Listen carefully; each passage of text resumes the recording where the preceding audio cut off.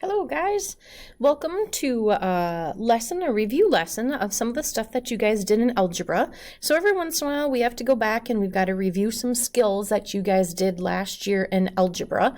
Algebra is a prerequisite for geometry. So these are just going to be quick examples, examples on how we do some of the stuff. So what we're covering today is equations of lines in the review. So we're talking about things on an XY coordinate plane where we have the x-axis and the y-axis. And you can see that this line right here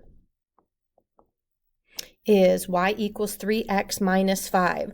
So remember, in these we have slope and we have y-intercept in these. All right, so let's see what's going on here. Graph the line with the slope of 4/3 that passes through the point 3, 1. So this is where I'm going to start. So I'm going to graph the point 3, 1, 1, 2, 3, 1. We know absolute for certain that this line goes through that point. And now we're going to use our slope of 4/3. Remember, this is rise over run. So we're going to go in the direction of y and then the direction of x. So 1, 2, 3, 4, and they're both positive, so then I'm going to go 3 to the right. 1, 2, 3, 4, 1, 2, 3. And I can also go down 1, 2, 3, 4, and 1, 2, 3, because a -4 over a -3, if we were to simplify that, would be a positive. So if I go down 4, left 3, I get in the same exact line. So here's what the line would look like. All right, x-intercepts and y-intercepts. Remember, if something is going to be touching the x-axis, so this dot right here, that ordered pair is going to be x, some number, and 0. That y value is always 0. Likewise, if we are talking about something that is going to be on the y-axis, it is 0. The first coordinate is always going to be 0. We do not go left or right, but then this y value is going to change.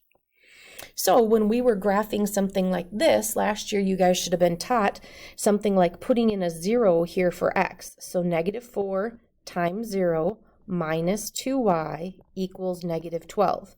So -4 times 0, this stuff's going to cancel out.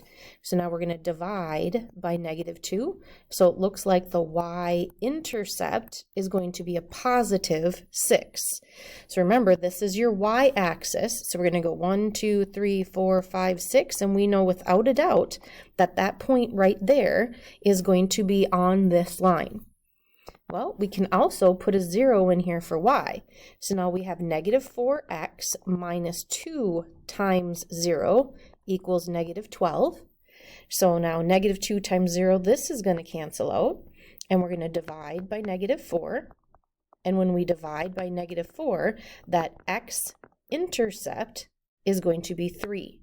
So in the direction of x, this is your x-axis. We go 1, 2, 3, and we know that that point.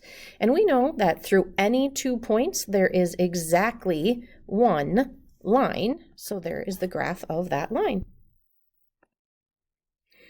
All right, then we talk about slope-intercept form. So that first equation was something like, I don't remember exactly what it was. Y equals, let's just say 1/2 x minus 5. So this right here would be considered your slope. M stands for slope, and B stands for y-intercept. Now remember, at any point in time, if you need to copy or slow things down, you can just stop the video and then get things copied. So y equals mx plus b. So in this case, your y-intercept is a -5. And whenever we have something for slope-intercept form, remember it's always solved for y. So if I have something like -2x plus y equals 7, this is not considered slope-intercept form. We would have to add 2x to both sides here and get y equals 2x plus 7. Now it's in slope-intercept form. Now I can say that this number right here represents my slope, and this number right here represents my y-intercept. And now I could go ahead and graph that like I did in the first example for today. All right, so here we have an equation. This is not in slope-intercept form, so they want us to first get this in slope-intercept form. So I'm going to subtract 2x from both sides. So I have -y equals minus 2x plus 9. Notice I put that x in front of the 9 because we want it to be in the form y equals mx plus b. Now this says negative y and the equation wants a positive y. So what I'm going to do is divide everything by a negative 1.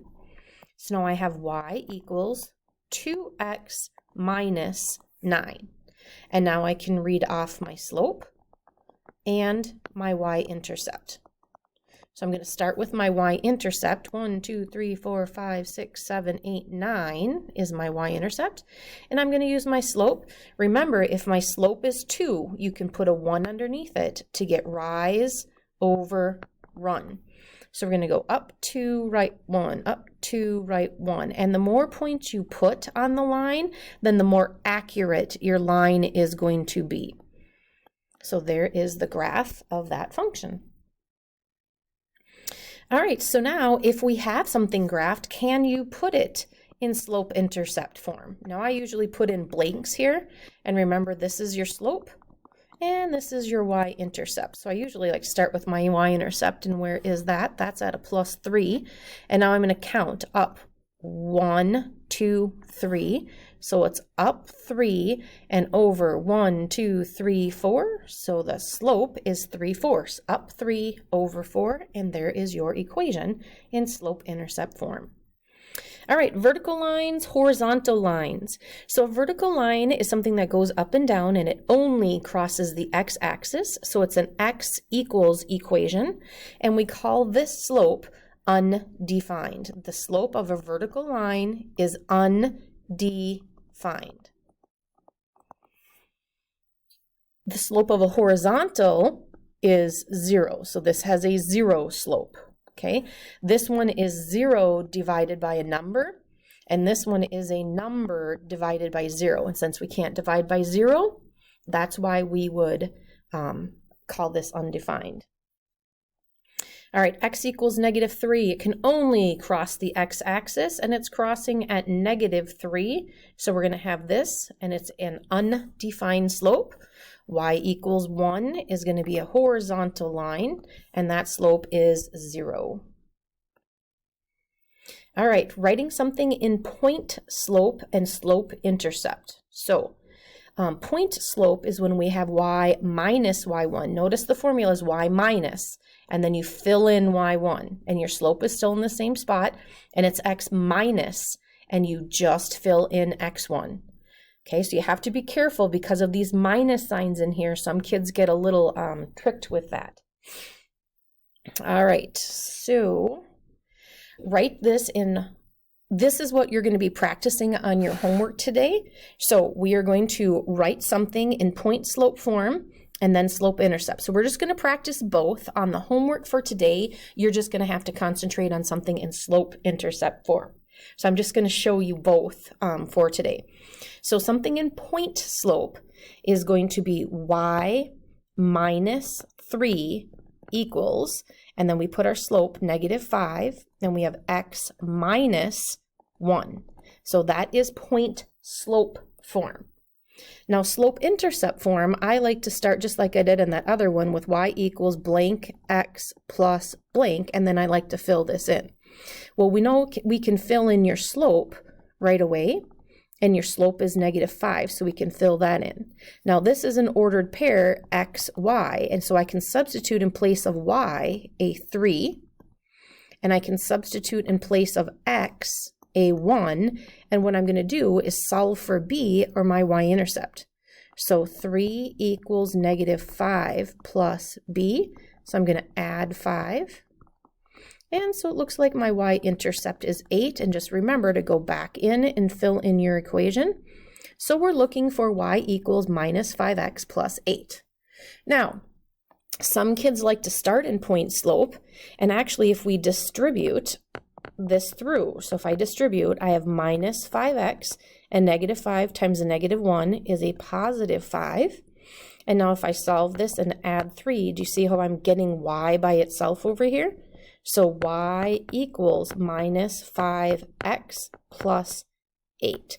So some people like to start in that point slope form and then distribute. Some people like to just start right in the slope-intercept form. That's why I wanted to show you both methods. On your homework, you really can do either or, but just make sure that you are ending up in slope-intercept form for your equation on the assignment that you're going to be doing right after this. All right, I just want to see what else is in here. So how this would be different is when you start with y equals blank x plus blank, we can't fill either one in right now, so you'd have to find your slope. And remember, it's change in y over change in x. So we have to put the y values on top, and change means subtract. So it's -3 minus 5 and -2 minus 2. So it looks like we have a -8 over a -4, so this slope ends up being 2. Now we can fill in this 2. Now we know both of these ordered pairs are on this line, so it doesn't matter which one you pick. I would probably pick this one just because both numbers are positive, but it really doesn't matter because both points are on this line. So I'm substituting the x and the y value in. So now this is 4, so I'm going to subtract 4 from both sides. So it looks like my y-intercept is a 1. So all they do by giving you 2 ordered pairs is make it one step harder, because then they are now asking you to find your slope.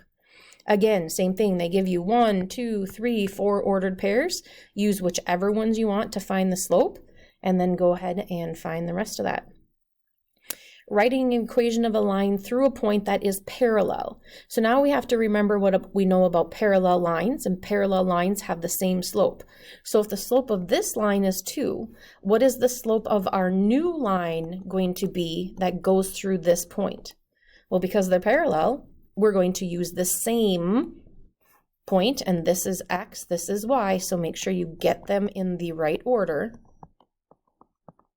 So 1 equals -2 plus b, and it looks like we're going to add 2 to both sides. So it looks like we get our y-intercept to be 3. Okay, so parallel lines, slopes are the same. Plug the point in just like we do for the others. So if you had to guess what's next, when we talk about parallel, what's the next thing we usually talk about? Perpendicular. So we cannot just read the slope off of this line. We're going to have to subtract that 2x. So now we can say that the slope of this line is -2.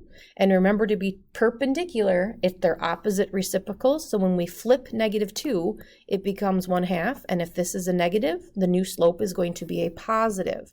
So I can fill in that I'm going to have 1/2 x plus what? I still need to find that y-intercept. So this is x, this is y. So 3 equals 1/2, that x value is 2. So it looks like we have a 1, so we're going to subtract 1. So it looks like 2 is my y-intercept. All right, so that should be a review of lines for you. This is going to show up periodically throughout the year, so we just want to run through and make sure you guys get a quick review of that from your algebra from last year. All right, good luck on the assignment today. I think it's on page 123.